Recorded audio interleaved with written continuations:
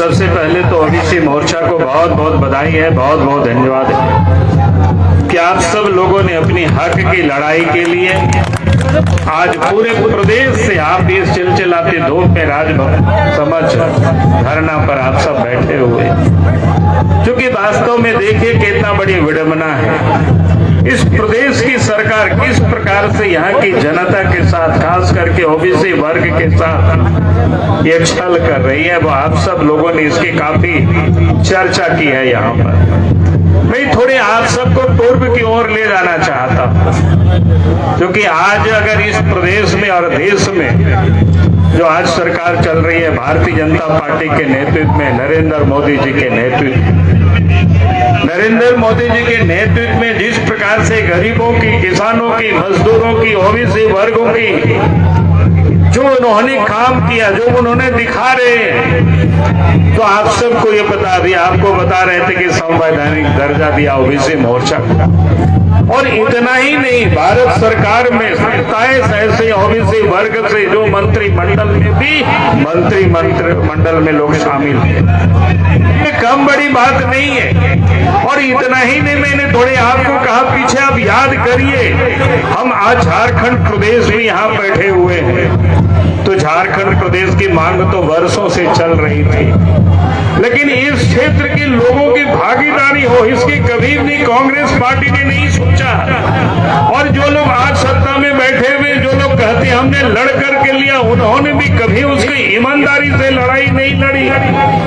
और लड़ाई जब भी लड़ी और जब मुकाम पर पहुंचते हुए दिखाई दिया तो उन्होंने सौदेबाजी की। लेकिन जैसे ही केंद्र में भारतीय जनता पार्टी की सरकार बनी, झारखंड वासियों को सत्ता में ही भी पर्याप्त भागीदारी मिले तो अलग झारखंड राज्य बना, तो ये भी भारतीय जनता पार्टी से संभव हो पाया, अटल बिहारी वाजपेयी जी के द्वारा संभव हुआ। और राज बनने के बाद मैंने इसलिए आपसे कहा,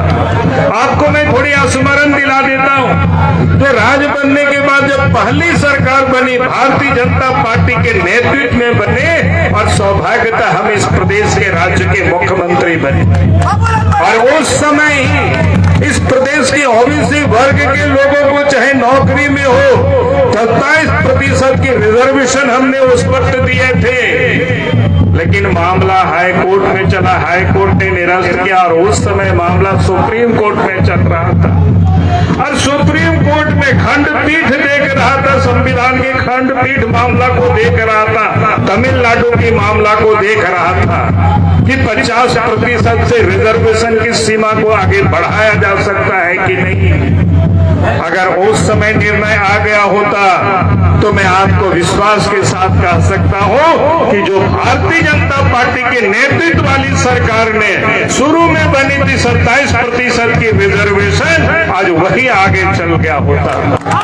उस समय मामला सुप्रीम कोर्ट में चल रहा था, और सुप्रीम कोर्ट ने जब निर्णय दिया तो सुप्रीम कोर्ट ने ये नहीं कहा कि बढ़ाया नहीं जा सकता है, उन्होंने कहा कि आप उसके लिए एक प्रक्रिया से गुजरना होगा, जो आप आयोग गठित करके, सर्वे करा करके। आज मुझे अफसोस होता है, आज इस प्रदेश में हेमंत सोरेन की सरकार है, पिछले दिनों 27% की उन्होंने भर्ती की, स्थानीय निकाय की चुनाव हुआ, उस समय भी भारतीय जनता पार्टी हम सब विधायक और नेता सबों कहा था, अब कोरोना की बहाना बना करके आपने 2 वर्षों तक पंचायत की चुनाव नहीं कराया, तो और 6 महीना तक और विलंब कर दीजिए, और आयोग गठित करके और पूरी प्रक्रिया को पूरा करके आप फिर पंचायत की चुनाव कराइए, भारतीय जनता पार्टी आपको साथ देगी। लेकिन उन्होंने एक बात नहीं सुनी, और उन्होंने फिर चुनाव कराई। उस समय भी लोग हाई सुप्रीम कोर्ट गए थे, वहां जो आपने कहा कि एफिडेविट दिया कि आगे जो चुनाव होगी नगर निकाय की, स्थानीय निकायों की, तो हम फिर आयोग गठित करके पूरी प्रक्रिया को पूरा करेंगे और फिर चुनाव कराएंगे। लेकिन सरकार ने अपने वादे से भी मुकर गए। आपको वो प्रक्रिया को पूरी करनी चाहिए थी। आज भी देश के अंदर में कई एक नगर निकाय की चुनाव तो साल भर क्या 2 साल गुजर गए, तब भी चुनाव नहीं कराया और 6 महीना विलंब हो, लेकिन उनको आयोग गठित करके पूरी प्रक्रिया को पूरी करके और वर्ग के लोगों को हक दिलाते तो हम कहते कि वास्तव में आज जो इस प्रदेश में सरकार है वो ओबीसी के हितैषी है, लेकिन उन्होंने इस काम को किया नहीं और नगर निकाय चुनाव की उन्होंने घोषणा कर दी। अब जो है सोचिए कौन हितैषी है ओबीसी के, और इसलिए मैं आप सब लोगों से यही कह रहा हूं कि आज जो ये झारखंड में सरकार है ये ओबीसी वर्ग के भी हितैषी नहीं है, झारखंड वासियों के हितैषी नहीं है। ये अगर हितैषी है सिर्फ अपने दलालों के प्रति वफादार, अपने वो क्या कहते हैं अपने परिवार के प्रति हितैषी है, उससे अधिक वो लंबी सोचती नहीं है। और वैसे ही अभी 32 की अभी चर्चाएं हो रही थी, मैं लोगों से कहता हूं कि आप जरा देखिए उस 32 में क्या रखा हुआ है, उसके साथ नियोजन को उन्होंने जोड़ा भी नहीं है। तो मैं लोगों से कहता हूं कि उस 32 को लोग क्या करेंगे, हम लोग मानते हैं 32 है, लेकिन आपने नियोजन को जोड़ा ही नहीं, कुछ किया ही नहीं, तो किस काम की वो 32 आपकी है। और इसलिए मैं आप सब लोगों से यही कह रहा हूं कि आज जो झारखंड प्रदेश में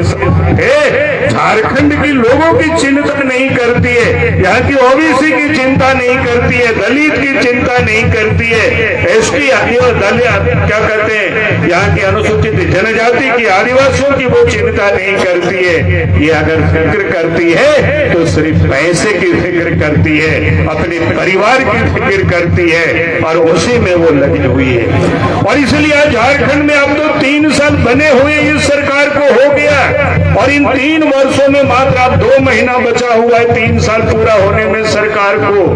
अब इन 3 वर्षों में क्या काम हुआ है? सरकार कहती है खूब काम हुआ। आज मैंने अखबार में देख रहा था, वो कह रहा है कि 20 वर्षों में कुछ नहीं हुआ। अब 20 वर्षों में परिवार के लिए जो भी नेता बैठे वो परिवार के लिए नहीं काम किया, झारखंड के विकास के लिए काम किया, झारखंड के गांव के लिए काम किया, यहाँ के दलित, यहाँ के ओबीसी, यहाँ के आदिवासियों के लिए काम किया, यहाँ के विकास के लिए काम किया। अब 20 वर्षों में यहाँ के जो लोगों के लिए काम हुई, लेकिन अब जो 3 वर्षों में जो काम हो रहा है वो कभी भारतीय जनता पार्टी की स्वीकार नहीं करेगी। ये 3 वर्षों में परिवार के लिए लोगों ने राजनीति किया, पैसे के लिए इन्होंने राजनीति किया और इतना लूटा। आप तो देख रहे हैं वो लुटेरों धीरे धीरे अब होटवार जेल की ओर जा रहे हैं। और हमने तो कहा है कि हेमंत सोरेन जी आप वहां भी अपने लिए कमरे को सुरक्षित करा लीजिए, जो गए हैं पता चला उन लोगों के लिए सुरक्षित कर रखे हैं, एक एक कैदी जो गए हैं उनके लिए। तो हमको जो पता चला जेल से कुछ लोगों से पता चलता है, उन्होंने क्या एक रोग कैदी एक वार्ड में या एक कमरे में जहाँ 50-60 लोग रहते थे, उन सबको निकाल करके जो इनके कैदी गए हैं, इनके जो दलाल हैं, उनके लिए जगह वहां सुरक्षित कर लिया है। मैं पक्के कह रहा हूं ये हालत इन्होंने पैदा किया। हमने कहा कि भाई चलो और थोड़ा लोगों को निकाल के पहले से रखो,